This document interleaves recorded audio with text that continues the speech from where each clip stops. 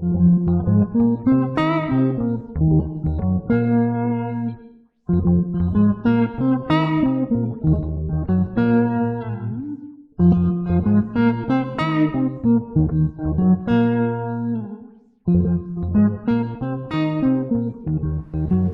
wind whispers, return.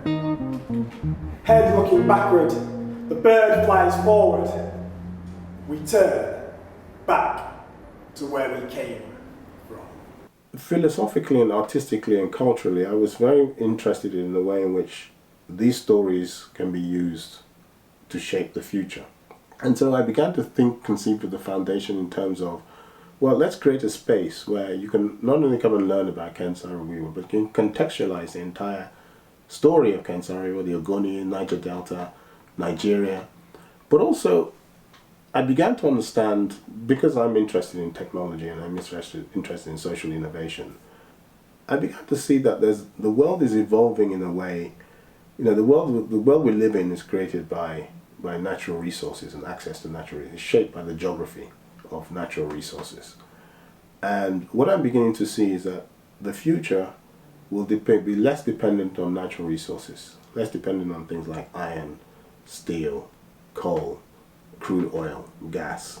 These are things which our demand for them is scarring the earth.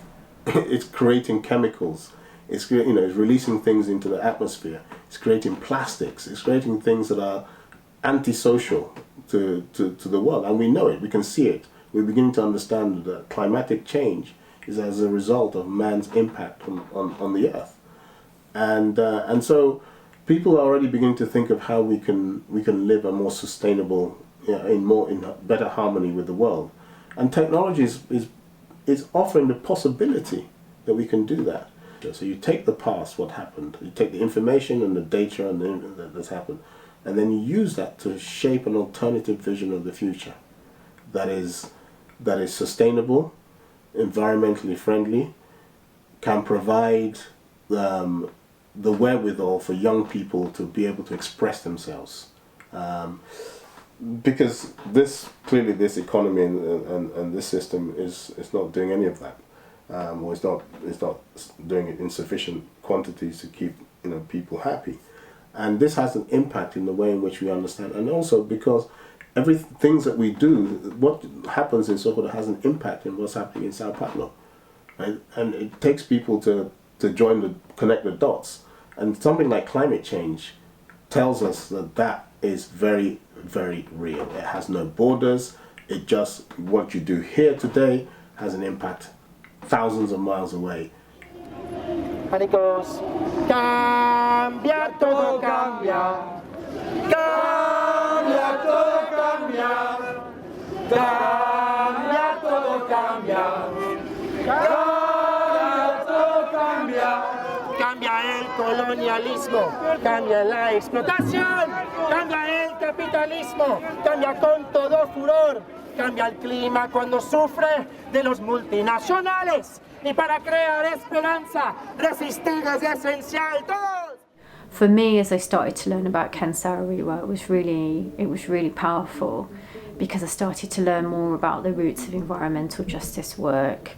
And for me, I was starting to try and connect pop culture, bringing more people in to the movement with this idea of environmental justice. So some of the things that he was doing felt really natural and very reassuring to understand. And so I felt really inspired by getting to know him and reading about the Ogoni Bill of Rights and these relationships between the environment and social justice.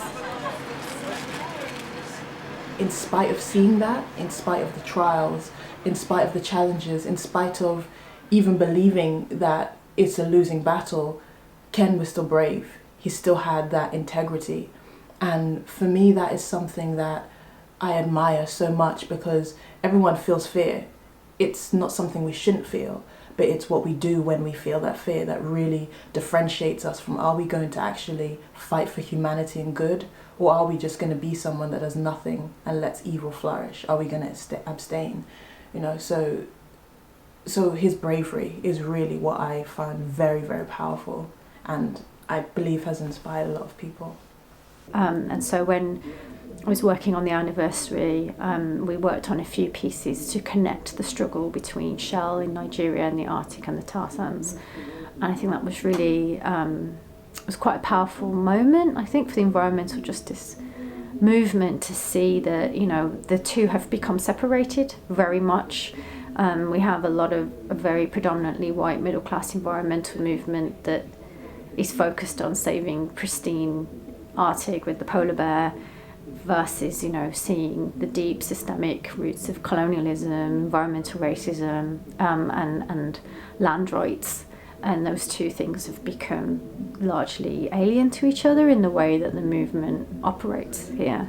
And so I think that's why it was really important to not only honour his memory and amplify the struggle there, but to sort of have these ideas bubble up to the surface again, and to see that we can critique the way NGOs are doing things, and we don't have to be scared that there's no roadmaps to fill that space. We have these roadmaps from people like Ken Saro-Wiwa, and also not to idolise him, because he is, you know, one of the people working in this way and continue to work in that way. So taking that inspiration and then seeing how we can seed that and inspire the sort of difficulty that we're facing here at the moment in the movement in the UK to diversify it a little bit. I think the bus going to Nigeria is a wonderful thing and could be to everyone's advantage if we act in a mature fashion and take it as it is. It's a work of art. It is an echo of what Ken Saro-Wiwa said and was, and I'm proud of him. And others should be too. He achieved an awful lot. Africa's first environmental activist and an example to the world, because we all have to be more environmentally conscious. Just because, like I said, what happened in the Niger Delta affected Australia.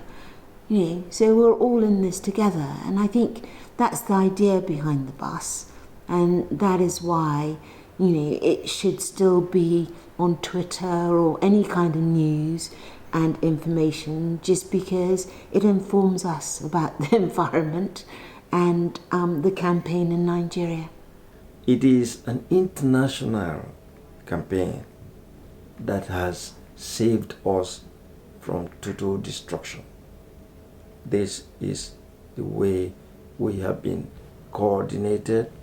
This is the way we have been able to do this. Taking stock of this campaign, this project is huge. I guess I want to say there's a massive responsibility that comes with trying to work to reveal kind of structural violence with affected communities in other parts of the planet, especially when you're sitting in London, one of the world's wealthy cities, where almost everything that we have, including what Platform has come from exploitation, precisely the exploitation that we are criticising.